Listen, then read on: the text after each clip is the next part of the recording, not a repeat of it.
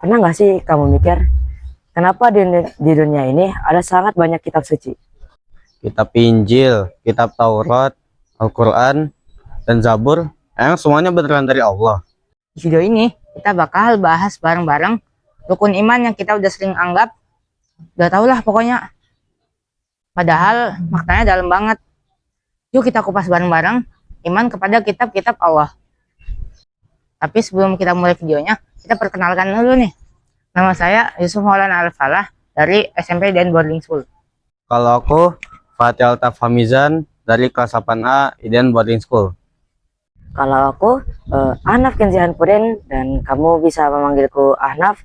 Aku dari 8A, dan aku dari SMP dan Boarding School. Jadi gini Le, iman kepada kitab-kitab Allah itu adalah rukun iman yang ketiga. Artinya, kita percaya dengan yakin kalau Allah menurunkan wahyu berupa kitab-kitab kepada para nabi dan rasul-rasulnya. Bukan cuma Al-Quran, tapi juga Injil, Zabur, dan Taurat, yang juga merupakan wahyu dari Allah untuk nabi-nabi seperti Nabi Isa, Nabi Musa, dan juga Nabi Daud. Dan ada 4 kitab besar yang harus kita imani. Yuk kita kenalan satu-satu. Simpelnya begini, Allah itu maha pengasih. Dia nggak mau manusia hidup tanpa petunjuk. Makanya dari zaman ke zaman, dia kirim buku panduan hidup lewat para nabi pilihannya. Yang pertama yaitu kitab Taurat, diturunkan kepada Nabi Musa alaihissalam untuk membimbing kaum Bani Israel di zamannya. Yang kedua yaitu kitab Zabur, turunkan kepada Nabi Daud alaihissalam dan para pengikutnya. Isinya berupa zikir, doa-doa yang indah, dan pujian. Nah, yang ketiga kitab Injil yang diturunkan kepada Nabi Isa alaihissalam sebagai penyempurna ajaran sebelumnya di zamannya.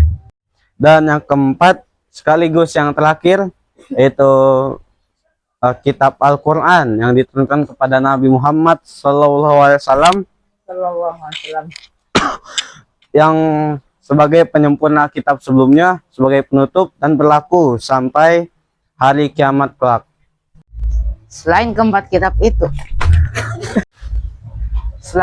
kitab tersebut, ada juga yang namanya suhuf, lembaran-lembaran wahyu yang diturunkan kepada nabi seperti Nabi Ibrahim dan Nabi Musa, seperti yang ada pada surat Al-A'la ayat terakhir, suhufi Ibrahim wa Musa. Assalamualaikum warahmatullahi wabarakatuh. Perkenalkan, saya Mama Syakif Ataki, dan saya orang tambahan dari kelompok ini dan akan menjelaskan mengapa Al-Quran itu istimewa. Nah, jadi bagian pentingnya itu, kalau kitab-kitab sebelumnya itu hanya untuk kaum-kaum tertentu. Nah, kalau Al-Quran itu beda. Kalau Al-Quran itu diturunkan untuk semua manusia sampai akhir zaman. Dan yang bikin istimewanya itu, Al-Quran itu sudah dijamin keasliannya oleh Allah, dan tidak ada satu huruf pun yang berubah sejak 14 abad dahulu. Itu bisa terjadi kalau ada yang menjaganya, yaitu Allah. Terus apa untungnya untuk kita percaya semua ini?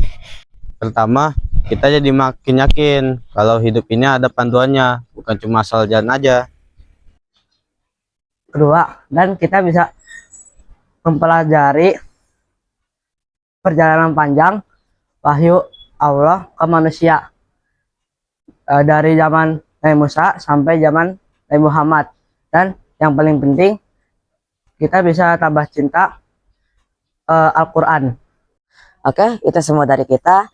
Maafkan kami kalau ada banyak kesalahan, dan kami mengucapkan wassalamualaikum warahmatullahi wabarakatuh.